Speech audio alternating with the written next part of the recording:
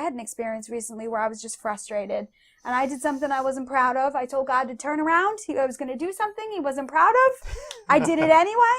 But when I left, I was wait a minute, what'd you do? You can't just let us all hang there. Oh, jeez. We want details. Well, and let's hear what saintly Gladys did. Yeah. Was it fun, Gladys? And this is why I share these things, because I think it's important because people look at me like I can do no wrong and I do wrong, but it's really, you're going to be like, oh, that was it. So I live in a community where the laundry is shared, and I was about 10 minutes late for going because I was on the phone with a friend. And so by the time I got there, somebody in that 10 minutes had gone in, taken my sheets out of the dryer and put them on top of the washer. And so that fueled the fire because every single one of them on top was empty. So there was really no reason other than this is what I want. I have no regard for your stuff. And so I'm folding the laundry, frustrated that my pillowcases had fallen behind the machine now, and I can't go get it. And so I'm sitting there and I'm thinking, okay, God, when I'm done, I'm going to open up those dryers and I'm going to stop them and I'm going to leave them wet. And so I said, if you don't want that to happen, then send somebody in here. If not, I'm doing it. I'm having this conversation with God. Well, you can blame it on God, and whatever you do, it's like, hey, no one came in. I'm doing it. God wants me to do this. So and God's saying, really? What's so funny was that you're summoning Old Testament God. It's true. As I'm as I'm getting ready to like pack everything up, a lady comes and she's starting to walk, and I'm like, oh, this is the way, right? I'm like, he doesn't want me to do this. So I ended up going and taking my laundry and putting it in my car, and she was actually going just to pick up a package. I turned right around. I walked back in that laundry thing. I opened up those dryers. I waited till they stopped, and then I closed them. And I left their clothes wet there and drove home. And then I'm like, damn, I still have control issues. Damn, like now I'm sitting here processing it. Like it has nothing to do with them. Also, boundaries, my own space. And the interesting thing was, the cool thing was, Danny and I that weekend were just looking at houses. We were just going by houses, looking them for sale. We were in the town that we want to be in, and we were looking at houses. And so what I did is, instead of stewing about it and driving out of there like a maniac, I recognized that I still have some work to do.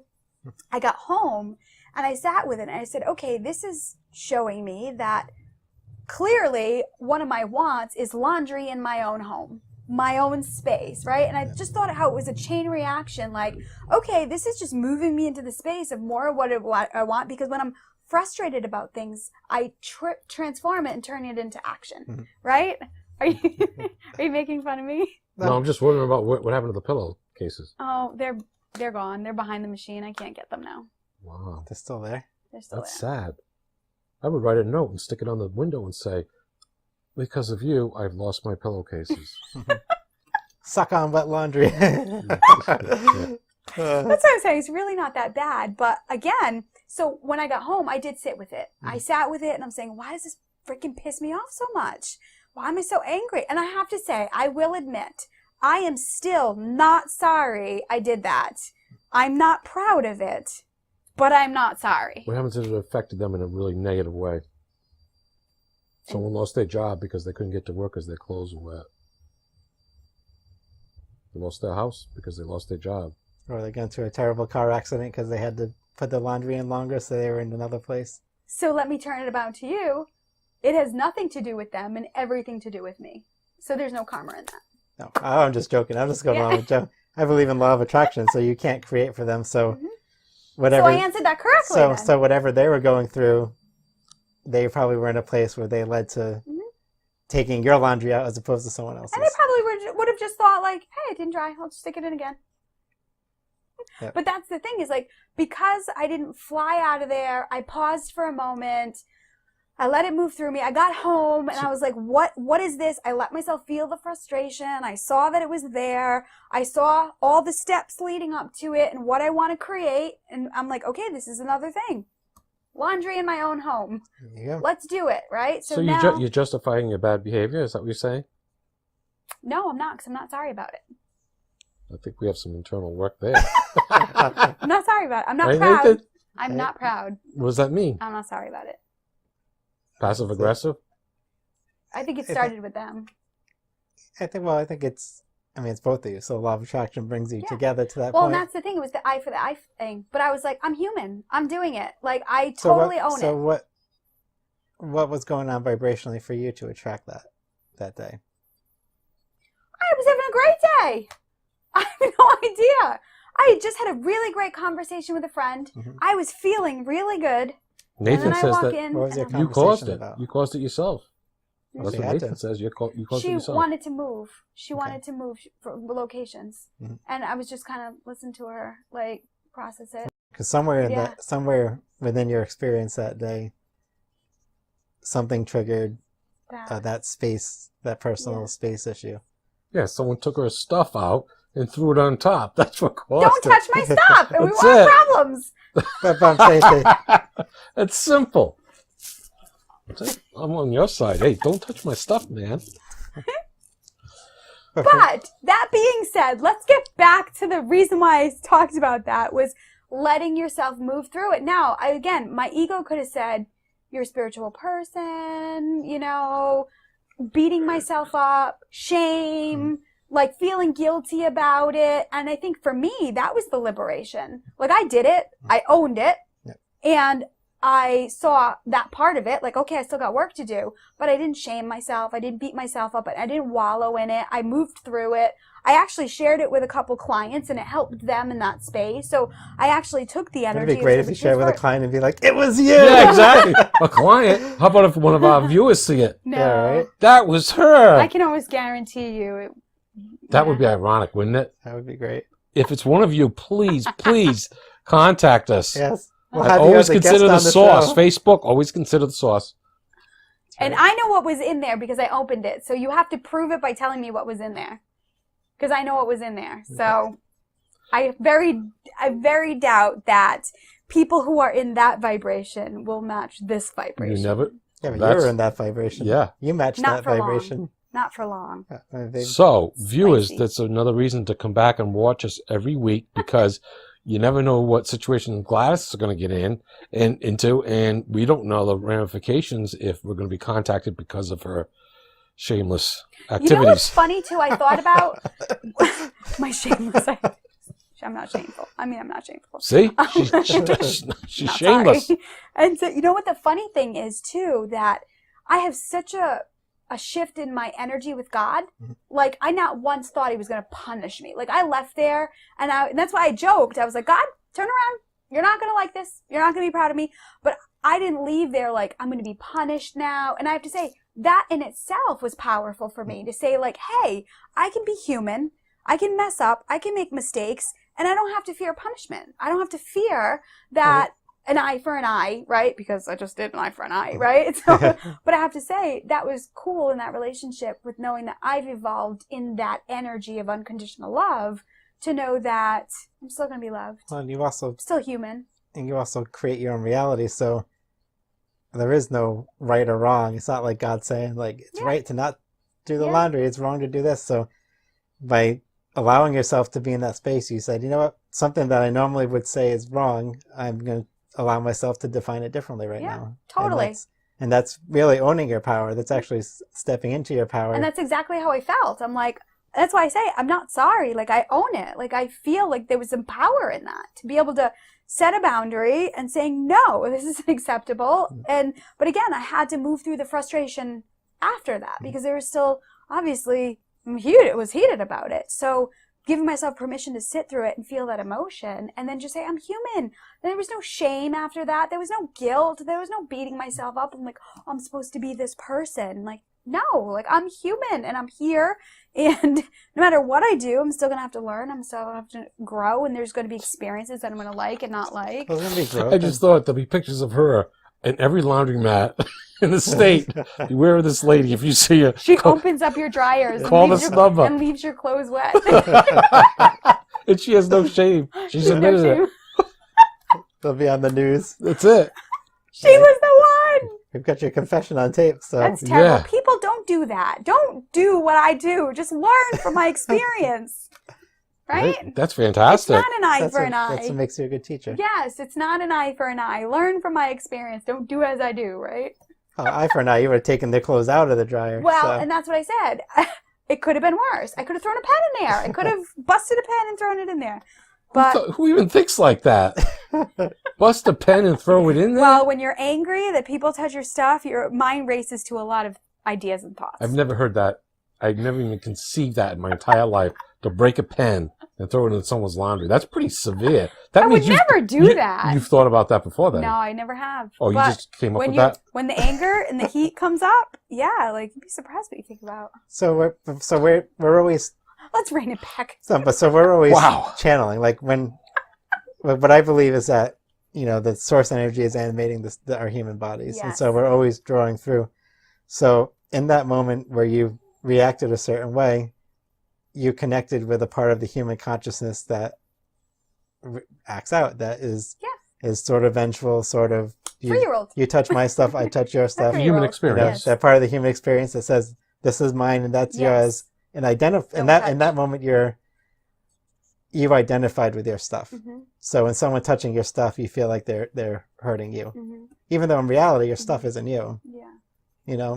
So it's an interesting thing that it's your attachment to the stuff. Well, it that was makes you. actually because it Until she went to was sleep that night and she didn't have a pillowcase. well, Couldn't you know, sleep. to take it a step even further, they were sheets for my office that my clients were going to lay on. Mhm. And that to me is sacred because when they come in here, it's about the experience. Clean sheets, soft, clean sheets, relaxing. So really, again, it's connected to my business, connected to my client's experience that I felt like was being taken away. So yeah, because I'm very passionate about what I do and always caring for. And so the fact that somebody totally disregarded that, something that I hold very sacred, I felt it was a violation. Somebody who doesn't know you and has no clue that you're attached to stuff in that way. Mm-hmm. Because no matter how you phrase it, it's still because you were attached to that stuff, that you felt like by them touching that stuff, they're touching you Oh, in a way. totally. Absolutely. But I think there's a part of you, the part of you that feels like that was wrong is the part of you that realizes I'm not my stuff. Yeah. And that what I give She doesn't feel wrong, and she that- said. No, Wow. but there's a part of her that's saying that it was, she doesn't feel bad about it, but there's a part of her that's saying it was wrong, that's saying it's eye for an eye. So there's a part of her inside that knows, it's like, well, you're not your stuff, and you know that what you give your clients isn't about the sheets. It's the haven't gotten there the yet. experience comes from. She hasn't gotten there yet. But there's I don't think so. but there's that part, there's that source energy, Yeah. that part of you that's within, that's not there, because when you're connecting to this experience, you're getting back into that energy, and you're disconnecting yourself from that part of who you are. Mm-hmm. But that part of who you are exists. Mm-hmm. It's still there. For me, I almost feel like it's more control. Mhm. Like I can't control what people do. Mhm. And they're going to do what they're going to do disregarding me or not. And Right. that was the control. It's feeling out of control. And then I didn't have control over that Right. situation. Someone taking the control from her. Yes. Mm-hmm. But And I'm very thorough the way I fold laundry. I take it out. So they just messed up that whole process. but it's funny that They messed up my OCD. your anger to them comes All from, this shit comes out, right? but your anger to them comes from expectations on them to think the same way you do, Yeah. because they might not care if someone took their laundry out and put it there. And so their expectations are, this is an okay thing to do. You're expecting someone to think the point. way you do. This It's is going so funny back you to say the that. beginning, because Yes. of Dev expecting her friend to be where she is. Yes. You're expecting someone doing the laundry there Yeah. to be where you are. Danny and I just had this conversation, and we talk about how, like, we more so he than me get fueled up, like when people like know you need to get out in an intersection, but they completely block you. Do you know what I mean? And I said, let's think about this. This is coming from our expectation that people should be kind and that people should help each other. Because we are kind and help each other. And I said, we have to take it back. And the sad part is we have to take it back and not expect people to be kind and have regard for humans and be nice and help each other out, because unfortunately that's not the space that we're in. That's a good And that point. was a hard thing. It's like we had to accept that.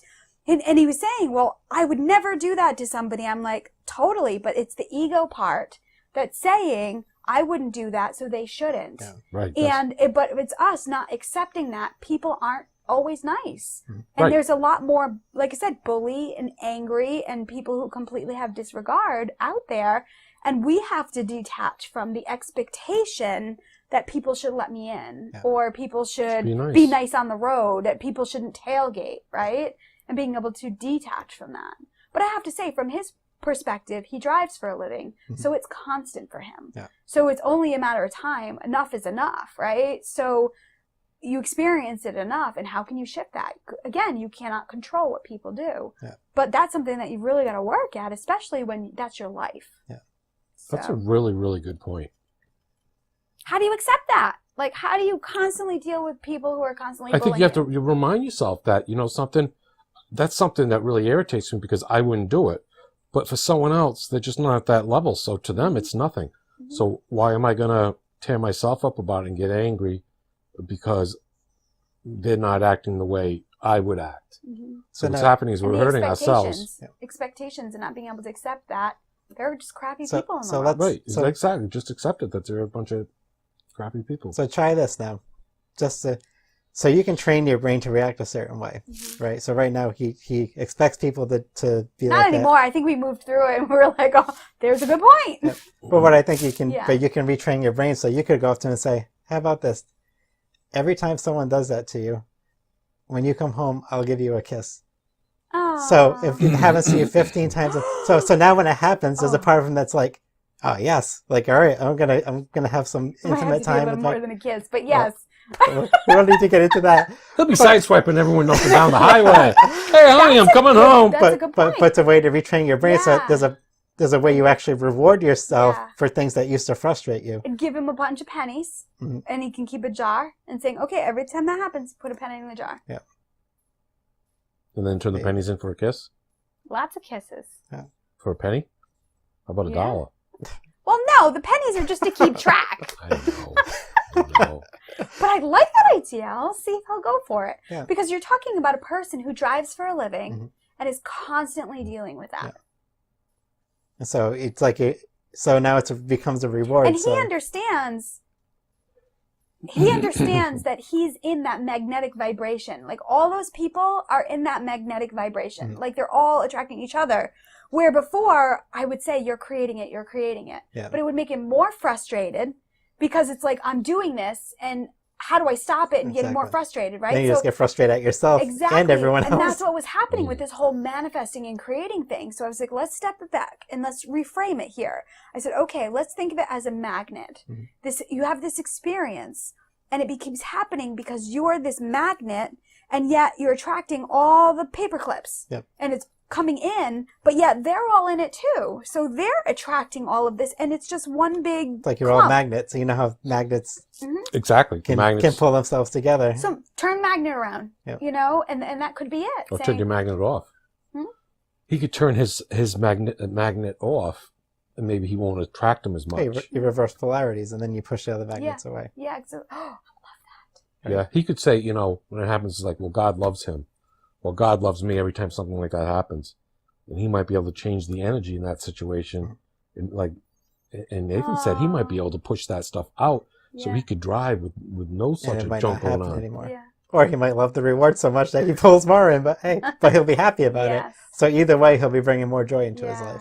That's a great point. That's an experiment we're going to follow up really on. is. Another reason to tune People back in. do that. Yeah. Shift it and let us know what's happening.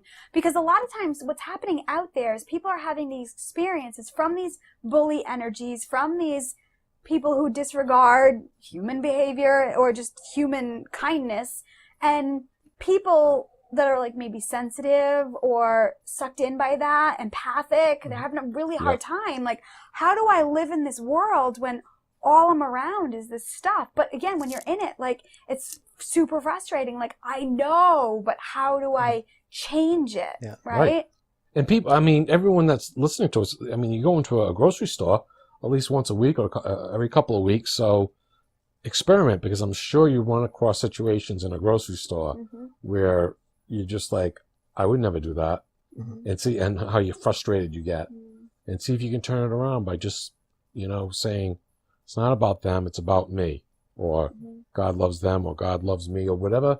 Try different things and let us know what works best so we can share it with everyone else. Absolutely. Hi, everybody. If you like what you watched, please subscribe on YouTube and like us on Facebook. And check out our website at alwaysconsiderthesource.com.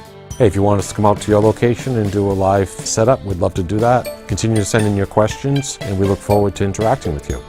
And remember, always consider the source.